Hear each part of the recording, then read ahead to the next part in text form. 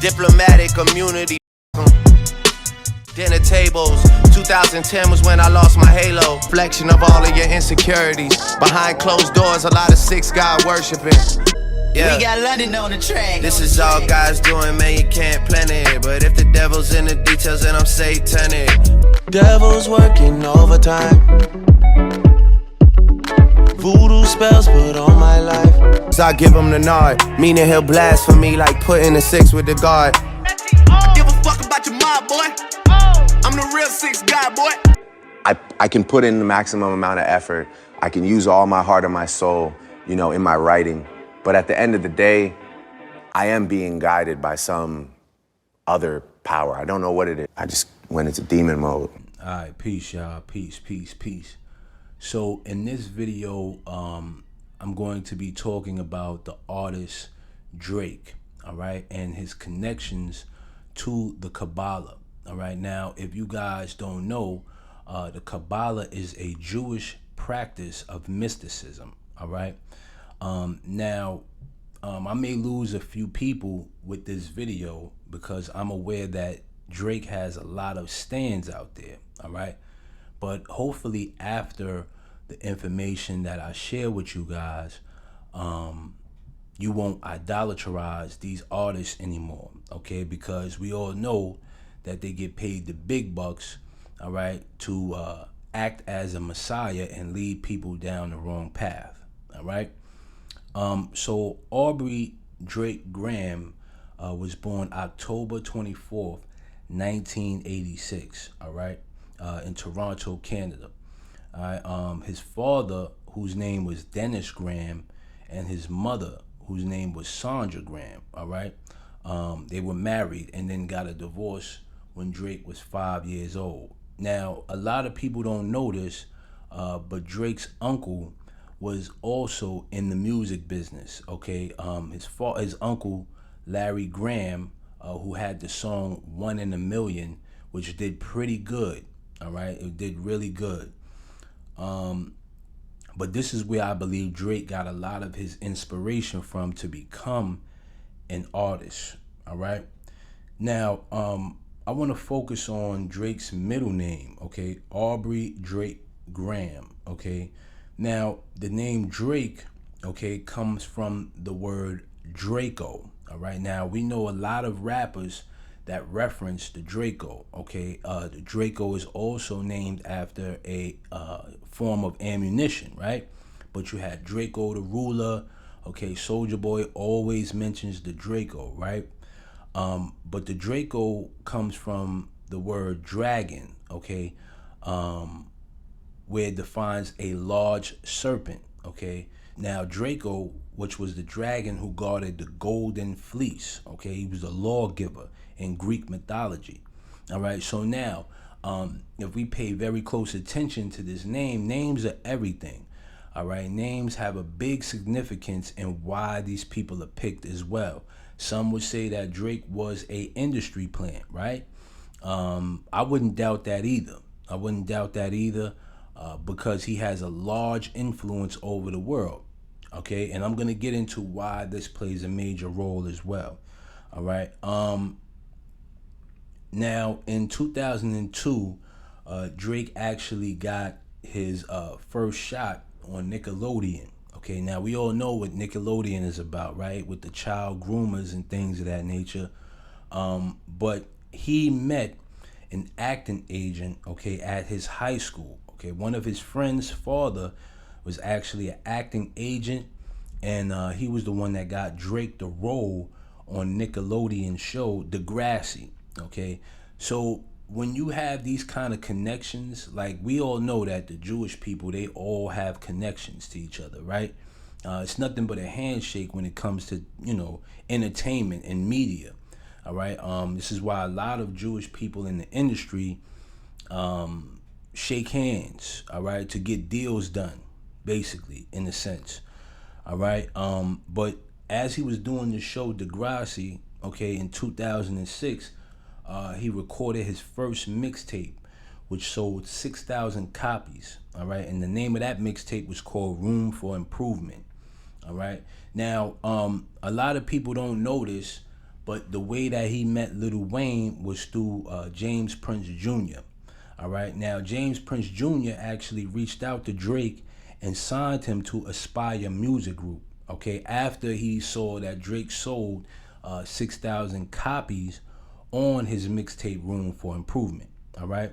Now, Aspire Music Group was partly owned by Jazz Prince and Cortez Bryant, okay, who is the relative of Birdman. All right. Now, after recording a few mixtapes, okay, Drake was then introduced to Lil Wayne, okay, who then signed Drake to Young Money Records. All right. Now, it's not a doubt in my mind, okay, that this was all planned. All right, this was all planned. The way that they met, everything was structured this way. Okay, like I said, they know exactly how to do these things. All right, they know exactly how to do these things, and I'm gonna get into the Kabbalah connection and all of that stuff down the line. All right, but when Drake first came in the music business, all right, he took the backpack rappers route. All right, he was doing music with a producer by the name of Ninth Wonder. All right, Boy Wonder and all of these guys, right? All of these different producers actually gave him the green light. All right. Now, in 2010, okay, after he went gold with the single Best I Ever Had, okay, he released his first debut album, Thank Me Later. All right. Now, in this song, Diplomatic Immunity, right, which was released a few years ago, he mentions in 2010 he lost his halo. Creation at dinner tables. 2010 was when I lost my halo. Okay, now, here's the thing, right? And I'm going to break this down. This is when people take, you know, that oath that I always talk about, when they go to the next level, all right?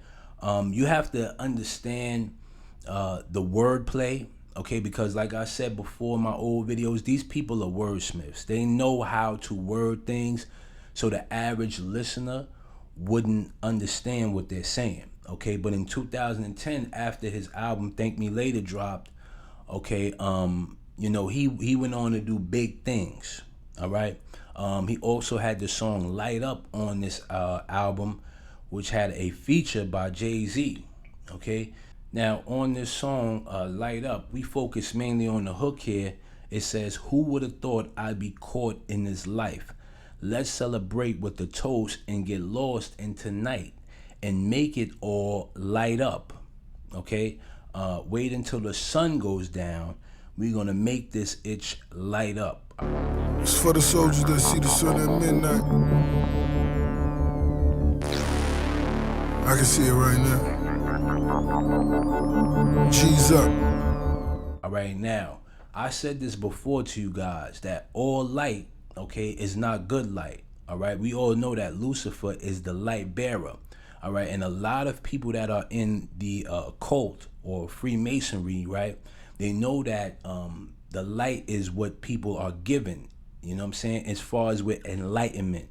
All right, so if it's dark, if he's making a reference to it being dark, okay, and he's, you know, explaining that he's going to make it light up, all right, all of the people at that party that he's referencing, all right, are informed of enlightenment, all right. And then on the verse of Jay-Z references the owl. Okay, he references the owl. All right, now I'm gonna break down the owl connection. Okay, we all know that Drake's record label, which is called OVO, October's very own, is in the shape of an owl's face. Okay, you see the two eyes here and the beak. All right, this is all symbolic. All right, this is all symbolic. All right, and you know the OVO is just a simile to OTO, the Auto Template Order, right? Which is ran by Aleister Crowley. All right, but let's take a look at the owl connection. Okay, so here it says owl myths and legends.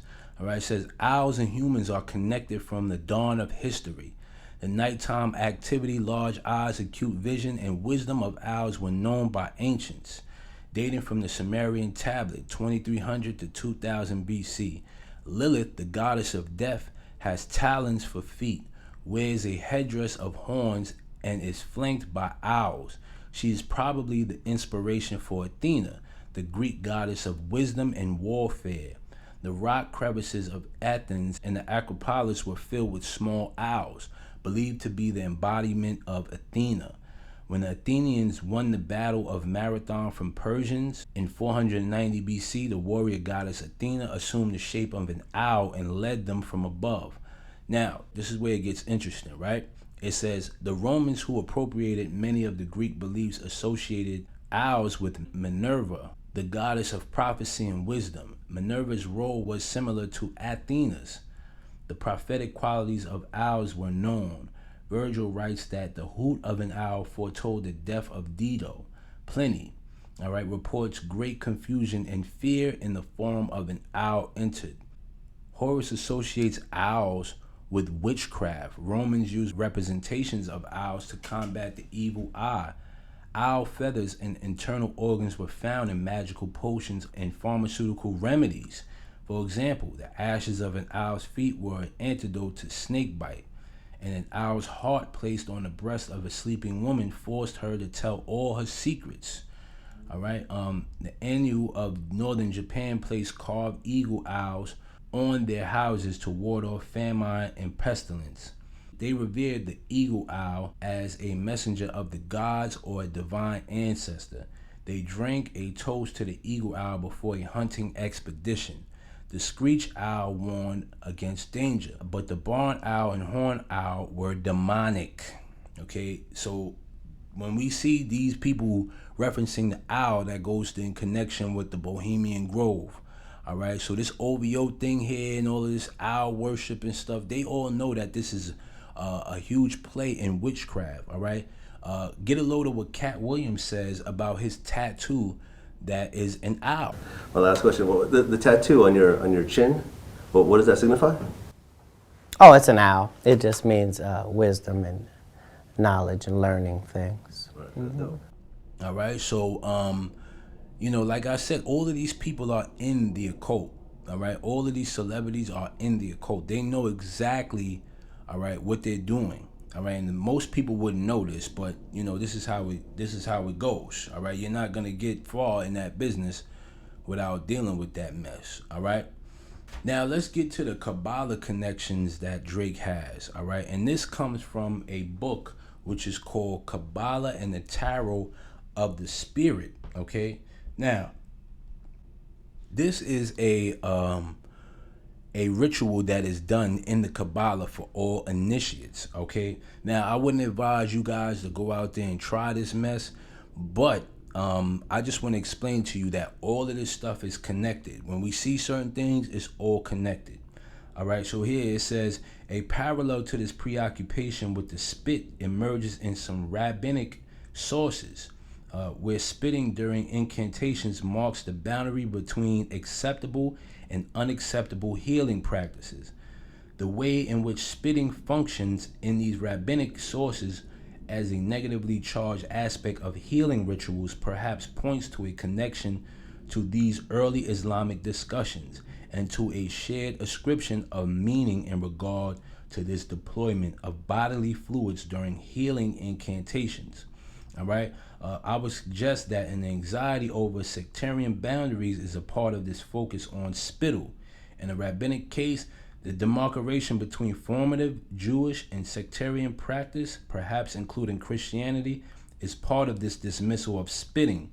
The rhetoric against spitting in healing incantations present in some early Islamic sources is similar to this rabbinic effort to enact communal boundaries, and Muslims to appear to have demarcated sectarian boundaries through the discouragement of certain healing rituals. All right, now it goes on to explain how this is done, but basically in a nutshell, it's referring to when these celebrities spit in each other's mouth. I know it's gross and disgusting, all right, but this is what they do. All right, this is a form of initiation. All right, so when Madonna spit inside Drake's mouth on stage, that was him being initiated into the Kabbalah. All right, now if you didn't know, whenever you see people with this red string around their wrist, All right, this is a form of the Kabbalah. They've all went through this initiation process, all of them.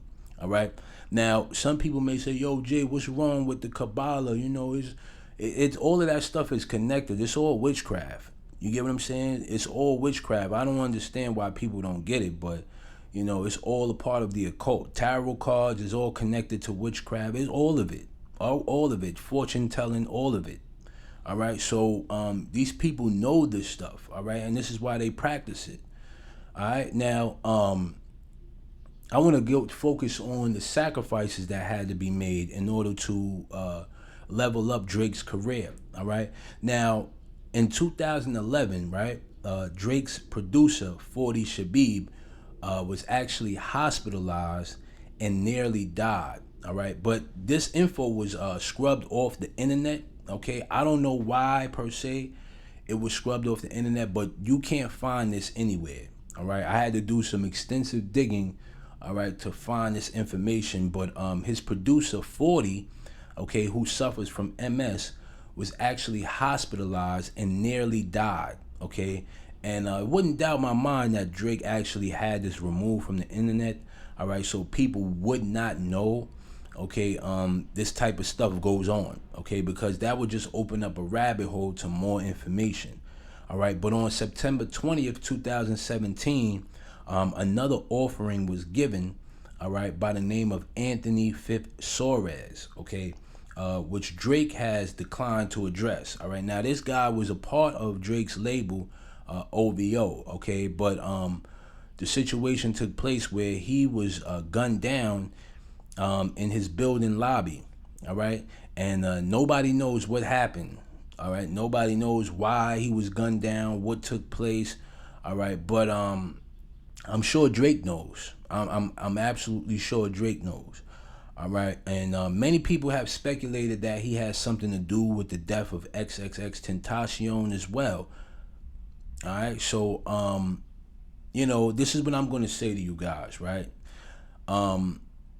When you take a look at these entertainers and these artists, right? You can't put them on pedestals. You know, you just can't, you know, and you know, because you never know what these people do behind closed doors. All right. And I know that there, you know, people, you know, they get caught up in the music, you know, and oh, he makes great music, he's a good artist and things of that nature. But, you know, let's separate the artist from, you know, his personal dealings, you know. But this is how they're, you know, gravitating you. All right, is by doing these occultic practices. All right. So when you break out of this spell, all right, a lot of these musicians, they can't put a bind on you anymore. You know, the music doesn't even sound the same. You know, and I believe that once people wake out of this spell, okay, a lot of this music that we listen to, you know, will go down the hill. All right. Now, you know, there's so many things, you know, about this guy here that people are unaware of. All right. But, you know, like I said, I won't really focus mainly on it. I just wanted to point out some things that I definitely did find interesting about this artist, all right, and his connections, and how he became one of the leaders, okay, of hip hop. All right. Drake is like a chameleon. You know, he can make any genre of music at this point. All right. How he's able to do it, you know, some people say he's got ghostwriters and things of that nature. I don't doubt it, but you know, like I said, man, these people know exactly what they're doing. All right, they know exactly what they're doing. All right, so with that being said, I'm gonna drop another video for y'all this week as well.